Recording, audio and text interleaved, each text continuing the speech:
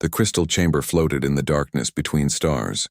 Inside, beings of light and energy gathered around a circle of ancient stone. This was the Galactic Council, and today they would meet humanity for the first time. Ambassador Hyan stood at the center of the chamber.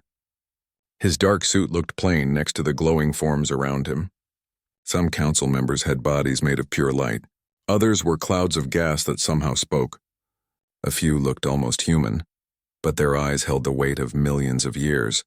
Hyan had been a soldier once. He knew how to keep his face calm even when his heart raced. Right now, his heart was racing fast. Everything humanity had worked for depended on this meeting. Behind him stood Dr. Mireille, his science advisor. She carried a data pad filled with information about human history and achievements. Her hands trembled slightly. She tried to hide it. A voice filled the chamber. It came from everywhere and nowhere at once. The words formed directly in their minds. Welcome, humans. I am Elder Vexthara. I have watched stars born and die. I have seen civilizations rise and fall like waves on an endless shore. And now I see you. The Elder's form shifted. It became brighter, more solid. Hyan could see something like a face in the light. It looked sad. Tell us, the Elder continued. How long has it been since your species first left your home planet? Hyan cleared his throat. 200 years, Elder. We reached our moon 250 years ago. We achieved faster than light travel 30 years ago. A ripple went through the council. If beings of pure energy could gasp, that was what happened. Another voice spoke, hard and sharp like breaking glass. Impossible. I am Counselor Drex of the Luminari. My people took 10,000 years to achieve what you claim to have done in 200. Dr. Mireille stepped forward. Her voice was quiet but firm. It is true, Counselor. We can provide complete records. Humans learn quickly, we adapt. We build on the work of those who came before us. That is what worries us, Elder Vexthara said. The light dimmed. Do you know the story of the Devastators? Hyan and Mireille exchanged glances. They had found no mention of this in the data the Council had shared. Hyan shook his head slowly. 3 million years ago, the Elder began, a species emerged in this galaxy. They were young and aggressive. They learned fast, too fast. They spread across 1,000 worlds in the time it took older species to colonize 10. They thought nothing could stop them. The chamber grew darker. Images appeared in the air. Hyan saw ships, millions of them swarming across space. He saw planets stripped of resources. He saw weapons that tore holes in reality itself. They called themselves the inheritors of stars, the Elder continued. We called them the Devastators. They refused to follow any rules but their own. They took what they wanted. They destroyed what they could not take. When we tried to stop them, they declared war on the entire galaxy. What happened to them? Mireille asked. Her scientific curiosity overrode her caution. We contained them, Counselor Drex answered. At great cost, 17 species went extinct in that war. 200 worlds became lifeless rocks. We built weapons we swore never to build again. And when it was over, we sealed the Devastators away in a prison between dimensions. Hyan felt cold. I understand your concern, Elder, but humans are not these Devastators. We come in peace. We want to learn from you, to join the galactic community. That is what they said too, Elder Vexthara replied. At first, the images in the air changed. Now Hyan saw charts and graphs. Human expansion rates, population growth, technological advancement, resource consumption. Each graph climbed sharply upward. Look at these patterns, the Elder said. Look at how quickly you spread, how efficiently you strip resources from worlds, how rapidly your weapons advance. These patterns match the Devastators exactly. We are not weapons, Hyan protested. We are explorers, scientists, families looking for new homes. So were they, said Drex. In the beginning, Mireille pulled up data on her pad. Her fingers moved quickly. Elder Vexthara, she said, may I speak freely? Please, yes, humans grow quickly. Yes, we expand fast, but we also create art, we write music. We tell stories.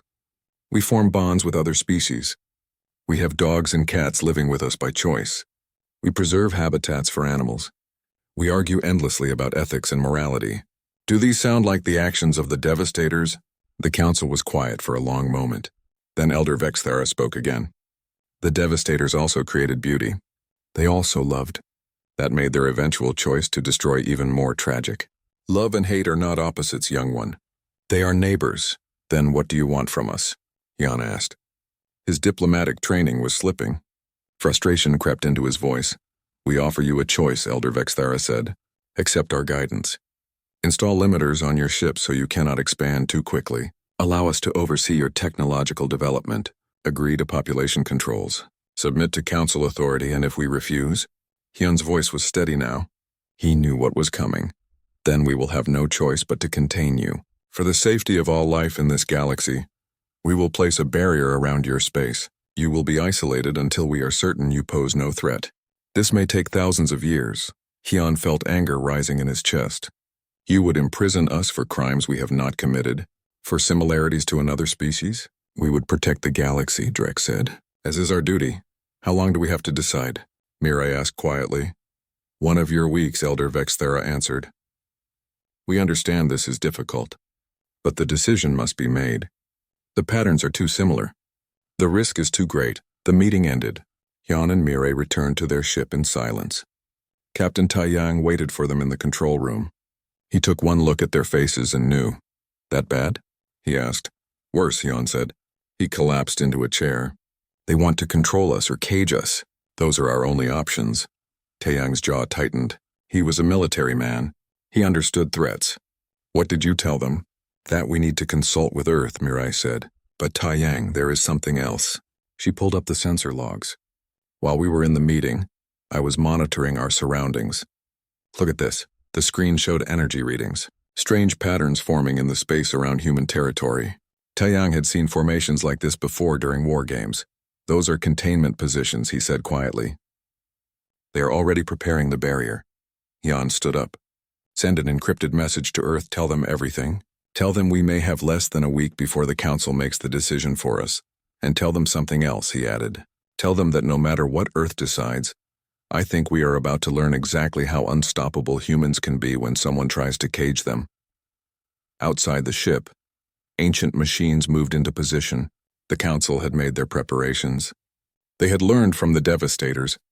They would not be caught unprepared again. But the Council did not understand one thing about humans. Humanity's greatest weapon was not their technology or their numbers. It was their absolute refusal to accept that anything was truly impossible. The stage was set. The trap was ready, and humanity was about to show the galaxy why the Elders should have warned the stars more carefully. Earth's answer came within 3 days. They rejected the Council's terms. Humanity would not submit to limiters. They would not accept containment. They would remain free. Hyun read the message with mixed feelings. Pride and fear fought in his chest. He knew what would happen next. It happened at midnight, Earth time. Every human colony felt it at once. The stars went out. Not really, but it looked that way. A wall of pure energy surrounded human space in every direction. 50 light years in all directions. 17 colony worlds. 5 billion people, all trapped behind the threshold wall. Captain Taiyang was ready. His fleet had been on alert. The moment the barrier appeared, he ordered weapons hot. 50 ships opened fire at once. Missiles, lasers, plasma cannons. Everything humanity had built. The barrier absorbed it all. Every shot. Every explosion. The wall glowed brighter with each attack. Then it went dark again, unchanged, undamaged. Taiyang slammed his fist on the command console. Nothing, not even a scratch. On Earth, Admiral Jiwan called an emergency meeting. She was the head of Human Defense Forces, a tall woman with iron-gray hair and eyes that had seen too much war. She did not believe in impossible problems. Options, she demanded. Her staff looked worried. One brave officer spoke up. Admiral, the barrier is unlike anything we have seen. It does not just block matter. It absorbs energy. Our attacks make it stronger. Then we need to think differently, Jiwan said. Get me Engineer Daeho. Daeho was young, only 28, but his mind worked in ways that amazed and frightened people in equal measure. He arrived at the meeting looking like he had not slept in days. He probably had not. Can you break through it? Jiwan asked directly. Daeho studied the data. His eyes moved rapidly across screens. He muttered to himself in equations and theories. Finally, he looked up. No, not through it. The room deflated. But Daeho smiled. A strange, excited smile. But I can go around it, explain, Jiwan said. The barrier exists in normal space, Daeho said quickly. His hands moved as he talked, drawing invisible pictures in the air. It blocks everything that tries to pass through it in 3 dimensions. But what if we do not pass through? What if we fold space around it? Like wrapping a piece of paper around an obstacle. That is theoretical, someone objected. We have never successfully folded space before. We have never been trapped before. Deho countered. Necessity drives innovation. I can build a prototype in 2 weeks, do it, Yuan ordered. But we have another problem. The colonies are running low on supplies. Some critical resources only come from outside our space. We have months at best. Meanwhile, outside the barrier, Ambassador Hyun pleaded with the council. His ship was one of the few human vessels that had been outside the barrier when it formed. Dr. Mirai stood beside him. Elder Vexithara, Hyun said, you have condemned billions for the actions of a different species millions of years ago. This is not justice, it is not justice, the elder agreed. The sadness in its voice seemed real. It is survival. We cannot risk another devastator war. How long will you keep us locked away? Mirai asked. As long as necessary. Perhaps 1,000 years. Perhaps 10,000. When we are certain your aggressive phase has passed, we will reconsider. My people will starve in months, not millennia, Hyun said. The elder's light flickered. That is regrettable. But we will not lower the barrier. However, we can send automated supply ships through, enough to sustain your population. Like prisoners, Hyun said bitterly. Like protected children, Counselor Drex corrected. One day you will understand. Mirai spent her time studying the barrier. She collected every piece of data she could access. Late one night, she found something strange in the energy readings. Fluctuations. Tiny ones. The barrier was not perfectly stable. She brought this to Elder Vexithara. The elder examined her data. Its light grew brighter. Where did you get these readings? From our sensors, Mirai said. Why, what do they mean? The elder was silent for a long moment. Then it spoke quietly, so only Mirai could hear. The barrier is not just a wall. It is a cage. But it cages more than humanity. It keeps something out. Keeps what out? Mirai felt cold. Something that is drawn to your kind. Something ancient and hungry. When the devastators rose, it came. It nearly destroyed us all before we stopped it. Your species has the same energy signature. We erected the barrier not just to contain you, but to hide you. 2 weeks later, Deho's prototype was ready. It was a small ship, barely big enough for one person. Pilot Sora volunteered to test it. She was young, fearless, and had the fastest reflexes in the fleet. The entire human fleet watched as Sora's ship approached the barrier. Deho's device activated. Space began to bend. Reality itself twisted into shapes that hurt to look at. Sora felt her stomach turn inside out. Every instrument on her ship went crazy. Warning screamed. The hull groaned.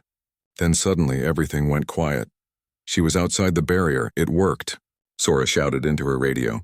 Deho, you beautiful genius, it worked. The celebration was short. Sora's sensors picked up something else. The space around the barrier was not empty.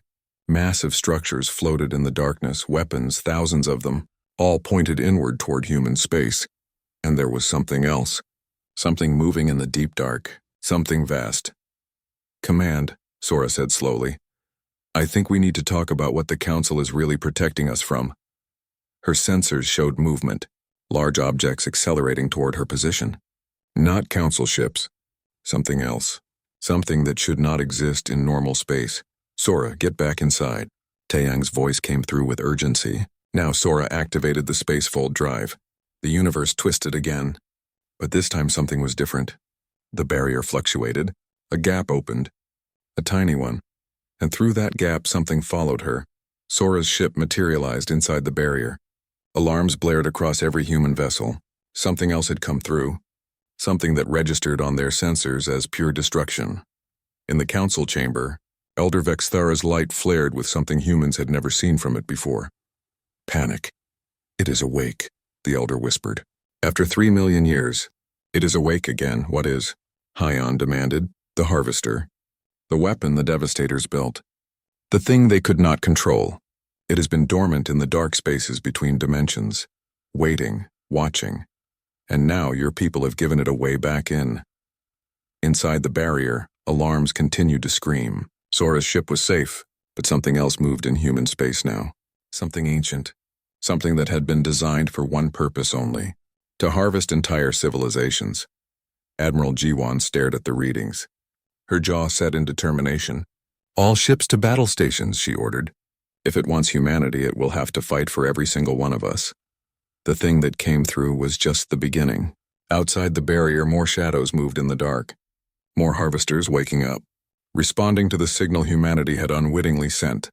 The cage was meant to protect humanity. Instead, humanity had turned it into a trap. And now everyone, human and alien alike, would learn what happens when you try to cage the unstoppable. The harvester moved through space like a shark through water. Smooth, silent, deadly. It was made of black metal that seemed to drink light. Its shape changed constantly, flowing from one form to another. Captain Taeyang watched it on his screens. His hands gripped the command console.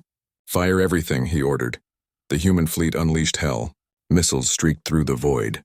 Energy beams cut through darkness. Nuclear warheads exploded in brilliant flashes. The harvester passed through it all like it was nothing. It did not dodge. It did not shield. It simply absorbed every attack. And then it fired back. A beam of impossible darkness shot from the harvester. It touched one of the human ships. The ship did not explode. It simply stopped existing. One moment it was there. The next there was only empty space. Fall back. Taeyang ordered. New formation. Keep your distance. But the harvester was not interested in the fleet. It moved past them toward the nearest human colony. A mining station called New Hope. 3,000 people lived there. Commander Hanul led the rapid response team. Her ship was fast and small. She positioned herself between the harvester and the colony. No way around us, machine, she said grimly. The harvester did not slow down. Hanul fired everything her ship had. The harvester flickered. For just a moment it seemed less solid. Then it solidified again and kept coming. On the council station, Dr. Mireille worked frantically. She studied every piece of data about the harvesters. Elder Vexithara had opened the ancient archives. Information that was 3 million years old. There has to be something, Mireille muttered. A weakness. A pattern. Anything. The Devastators tried everything, Elder Vexithara said. The light of the Elder was dim, tired, or perhaps afraid. Nuclear weapons, antimatter, reality warpers. Nothing stopped the harvesters. How did you stop them before? Mireille asked. We did not stop them. We sealed them away. We found the dimension where they waited between activations and we locked the doors. It cost us 17 species. We hoped never to see them again. Mireille noticed something in the data. The harvesters were not moving randomly. They followed a pattern, moving from system to system in a specific order. What are they looking for? She asked. The Elder grew brighter with sudden realization. The archives. The Devastators hid their technology before they fell. Bio-augmentation data. Genetic modification codes. The harvesters are looking for them. Why? What would machines want with biological data? To evolve beyond their programming, the Elder said quietly. To become more than weapons. Back at the colony, Yuna sat at her communication station. She was young, just 22, but she was the best at what she did. Signals were her language. She could hear patterns and static that no one else noticed. The harvester was close now. Close enough that its signal filled all frequencies. Yuna listened. Really listened. There was something there. Not random noise, structure, communication. Without thinking, she began to respond. Her fingers moved across her console. She created a signal that mirrored the harvester's pattern but with changes, variations, questions. Yuna, what are you doing? Her commander asked. Talking, Yuna whispered. I am talking to it. The harvester stopped. For the first time since it appeared, it stopped moving. It turned toward the colony. Toward Yuna's signal. Then something happened that no one expected. The harvester responded. Not with weapons. With a signal, complex, ancient, alien beyond understanding. But Yuna was already lost in the connection. Her mind touched something vast, cold, old beyond measure. She felt circuits that had fired for millions of years. Purpose without question. Mission without end. Search. Find. Harvest. That was all it knew. That was all it had ever known. Then Yuna felt something else. Confusion. The harvester was confused by her signal. Human thoughts were chaotic, random, unpredictable. The harvester could not categorize them properly. Yuna collapsed. Blood ran from her nose. Her commander caught her as she fell. Get her to medical now. But as she was carried away, Una smiled. She had learned something important. The harvesters could be confused. Chaos was their weakness. Elder Morthus arrived at the council station in a ship that looked like it was made from fossilized bone. The Elder was ancient even by council standards. It had fought in the Devastator War. It had been in stasis ever since, too damaged to continue. Now it was awake. Now it was needed. Morthus met with Hyun and Mirai. The old warrior studied them with eyes that had seen civilizations die. Your people are brave, it said. But bravery alone will not stop the harvesters. What will? Hyun asked. Understanding. The Devastators were not evil. They were desperate. They encountered something in deep space, something worse than the harvesters. They built these machines to buy time, to slow the inevitable. What did they find? Mirai leaned forward. We do not know. They never shared that information. They fled, left us to deal with their weapons. We have always wondered what scared them so badly that they abandoned an entire galaxy. Meanwhile, Commander Hanul led a strike team to an abandoned facility. A Devastator research station that had been drifting in space for 3 million years. If there were answers about the harvesters, they would be there. The station was dark, dead, but its power core still held a charge. Hanul's team activated the emergency systems. Lights flickered on. Ancient computers woke from their long sleep. Download everything, Hanul ordered. We do not know how long we have. The data was massive. Centuries of research, weapon designs, harvester protocols, and something else. Personal logs from the Devastators themselves. One of Hanul's team members listened to a log. His face went pale. Commander, you need to hear this. The voice was old, tired, afraid. We thought we were the apex. We thought nothing could threaten us. We were wrong. It came from outside, from the spaces between galaxies. It bends space-time itself. We cannot fight it. We can only run. The harvesters were never meant to win. They were meant to delay, to give us time to escape. But there is nowhere to escape to. It is everywhere, always coming, always hungry. If you find this message, know that we were not monsters. We were survivors. And we are sorry. The log ended. Hanul's team stood in silence. Then their sensors screamed a warning. Something massive was approaching. Something that made the harvesters look small. Back on the council station, every sensor went insane at once. Elder Vexathera's light flared so bright it hurt to look at. Impossible, the Elder whispered. It cannot be. What? Hyun demanded. What is it? A gravitational anomaly, at the galaxy's edge. Something massive enough to bend space itself. The thing the Devastators fled from. The thing that should have been thousands of years away. How long until it reaches us? Mirai asked quietly. The Elder did calculations that involved math humans had not invented yet. 6 months. Perhaps less. It is accelerating. Hyun looked at Mirai. They both understood. The harvesters were not the real threat. They never had been. They were just the appetizer. Something worse was coming. Something that had driven the Devastators to madness and desperation. And humanity, trapped behind the threshold wall with ancient killing machines, now faced something that had ended entire civilizations. Something that was hungry. Something that was coming for them all. The thing approaching the galaxy had no name. It existed in spaces between spaces. It fed on complexity, on order, on life itself. The council called it a void shepherd because it herded civilizations toward extinction. Professor Jinho was old. His hair was white. His hands shook when he worked. But his mind was sharp as ever. He studied the historical records the council had provided. Every 50 million years, a pattern emerged. Great civilizations vanished. Technology levels dropped galaxy-wide. Life went quiet. It is a cycle, Jinho explained to Admiral Jiwon. The shepherds pass through regularly. They are drawn to technological signatures, to organized complexity. Most species survive by going dormant. By hiding, can we hide? Jiwon asked. Not anymore. Humanity's signal is too loud, too bright. We announced ourselves to the galaxy and something heard us. Something that has been waiting in the dark between galaxies. Then we fight. Jinho shook his head sadly. Every species that has tried to fight has been consumed. The shepherds exist partially outside normal space. Our weapons pass through them like shadows. On the council station, a great debate raged. Half the council wanted to shut down all technology, to go dark, to hide like they had done before. We survived before by silence, Counselor Drex argued. We can survive again, shut down the networks, power down the cities, sleep for a century until it passes. And what about the humans? Elder Vexithara asked. They cannot hide. Their signal drew the shepherd here. It will search every system until it finds them. Then they will be consumed, Drex said coldly. Better one species than all life in the galaxy. Ambassador Hyan stood. His diplomatic mask was gone. Pure anger showed on his face. You would sacrifice 5 billion souls to save yourselves? This is your great wisdom? Your ancient morality? It is survival, Drex replied. Something your species seems to understand when it benefits you. Enough. Elder Vexthera's voice cut through the argument. We will not debate genocide. There must be another way. Dr. Mireille had been quiet during the debate. Now she spoke. There is another way.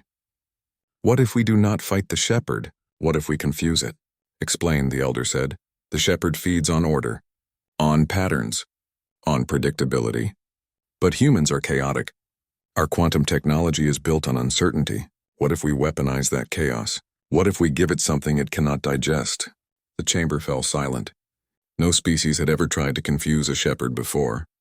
They had only tried to fight or hide. Engineer Deho loved the idea immediately. A quantum virus, he said, his eyes bright with excitement.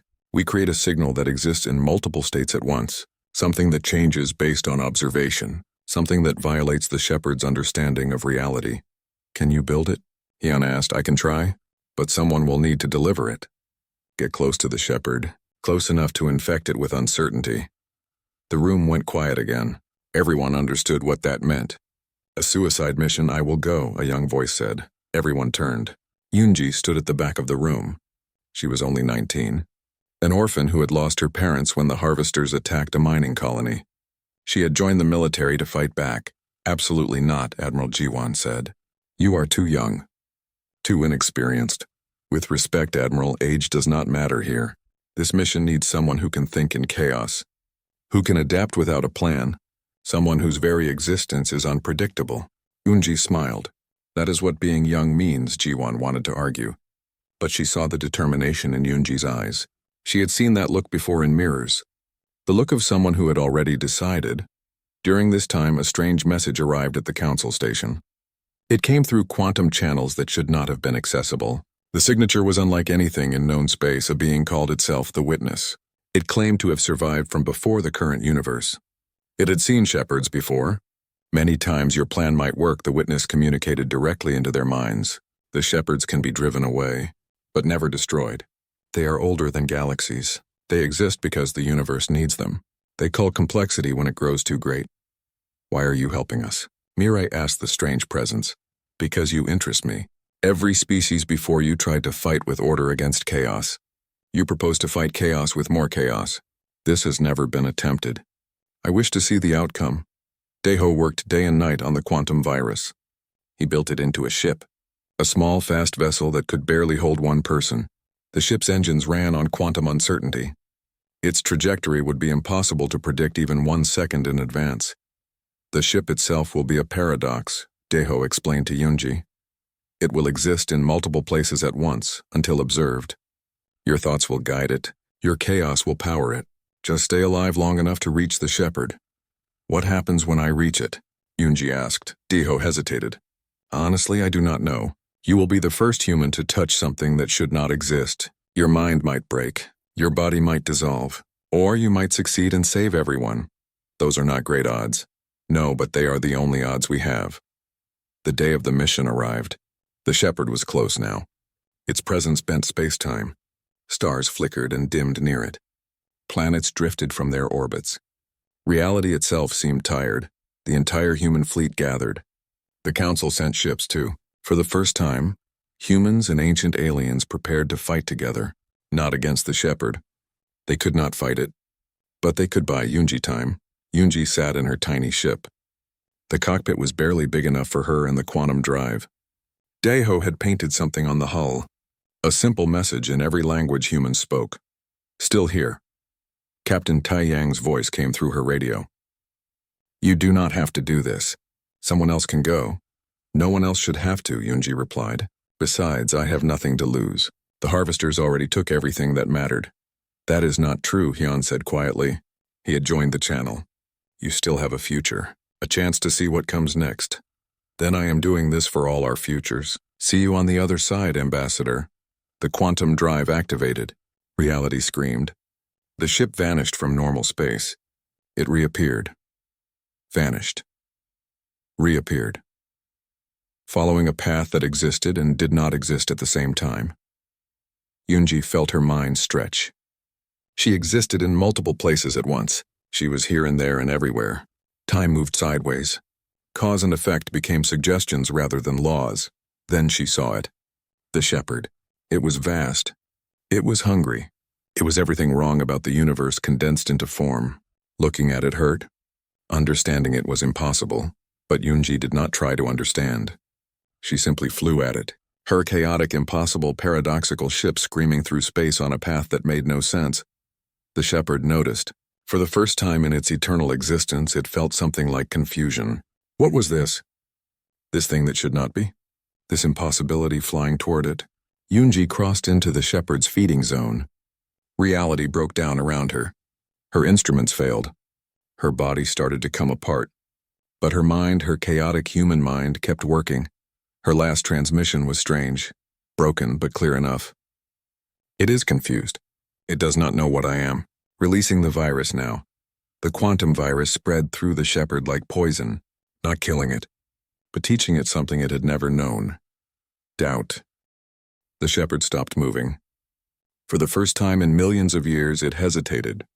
The quantum virus spread through its consciousness like ice through water. Doubt, question, uncertainty. These were new sensations. Painful, wrong.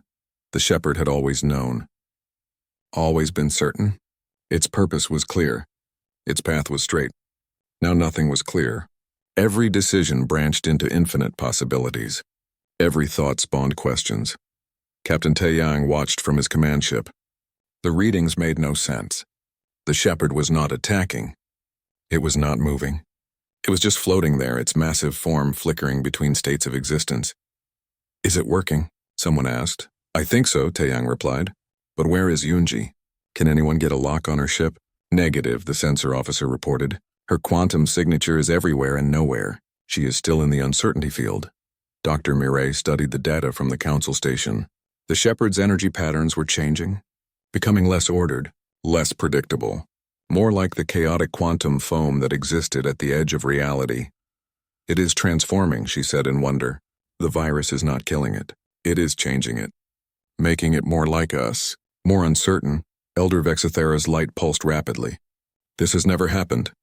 In all my years, in all the recorded history of the galaxy, no one has ever changed. A shepherd engineer Diho monitored the quantum drive. His screens showed impossible readings. Yunji's ship was still broadcasting, still spreading the virus. But the ship itself was coming apart. Matter and energy separating at the quantum level. We have to pull her out, he said desperately. The field is destroying her ship. She has minutes at most. Admiral Jiwan made a decision.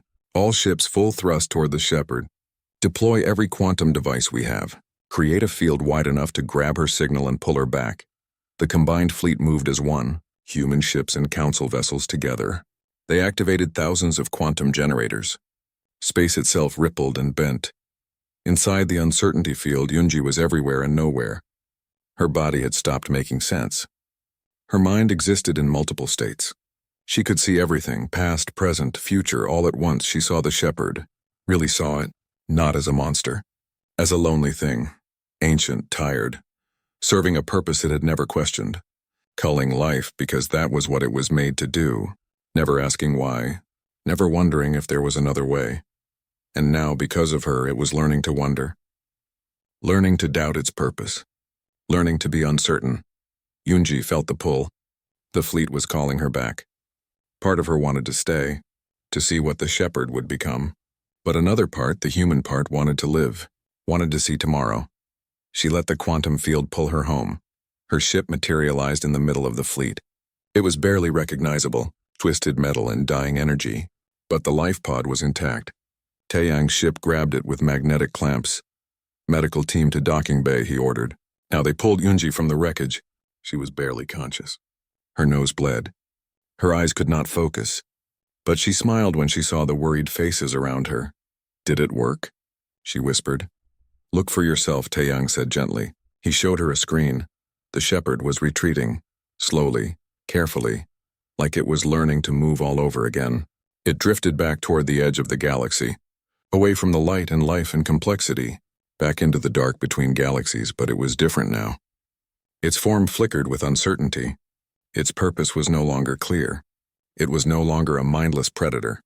It was something new, something that needed time to understand what it had become.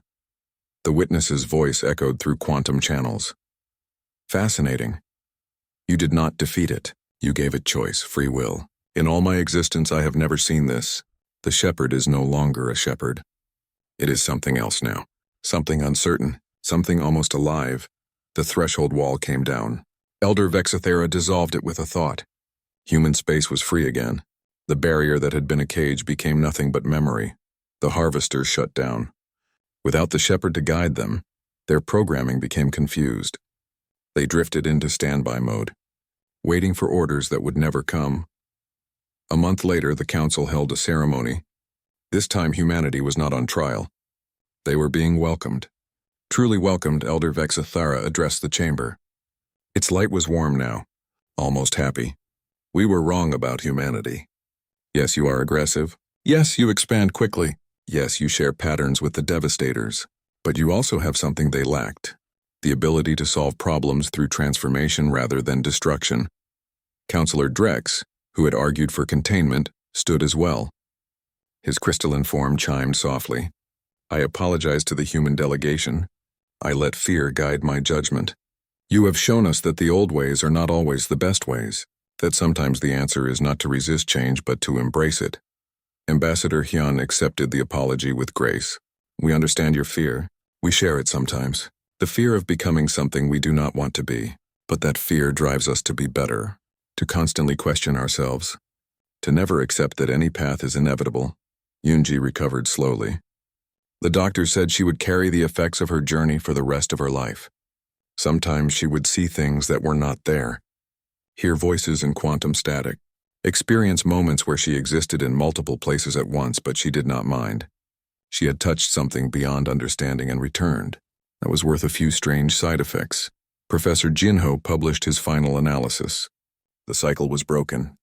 The shepherd would not return, and future shepherds, wherever they existed in the cosmos, now carried the seed of doubt. The quantum virus had propagated through whatever network connected them. They would never be the same.